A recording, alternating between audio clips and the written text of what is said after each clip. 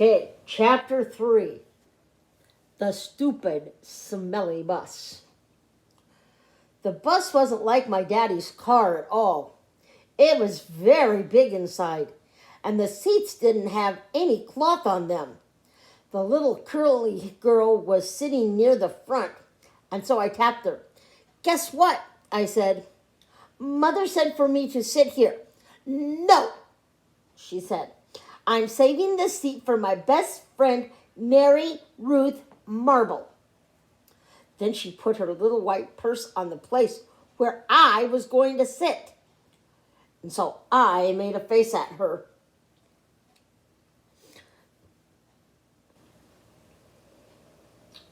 Hurry up and find your seat, young lady, said Mr. Wu. And so I quick sat down across from the curly mean girl. Mr. Wu shut the door.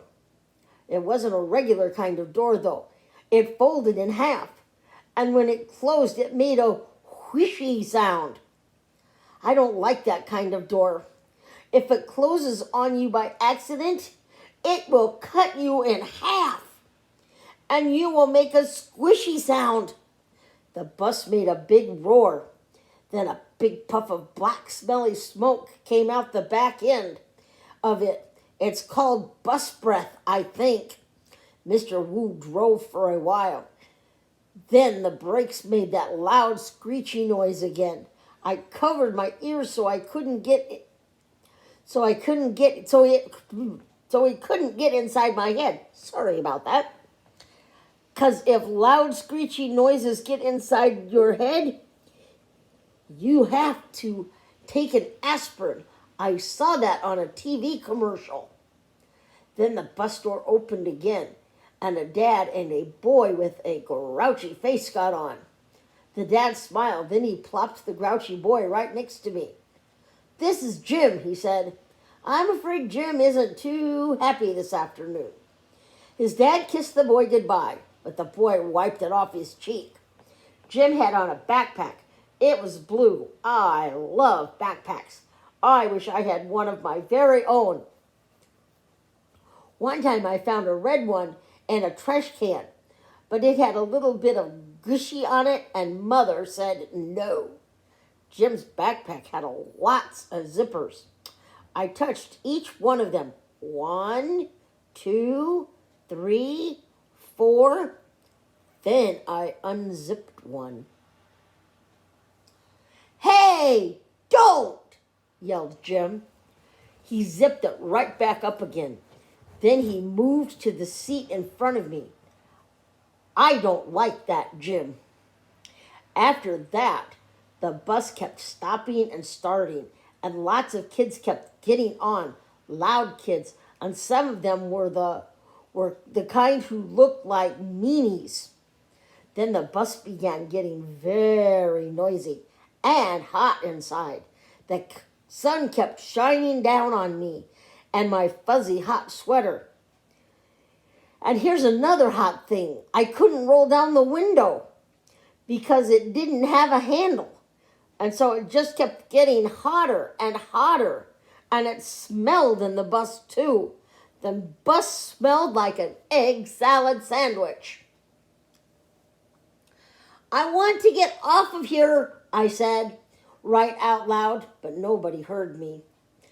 I don't like it in this stoopy, smelly bus.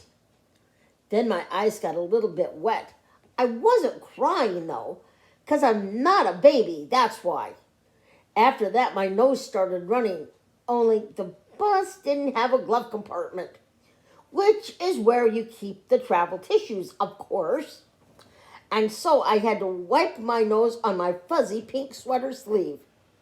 Then I stayed on the bus for about an hour or 3 until finally I saw the flagpole and the playground.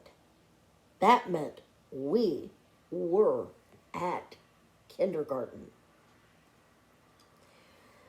Then Mr. Wu drove the bus into the parking lot and stopped.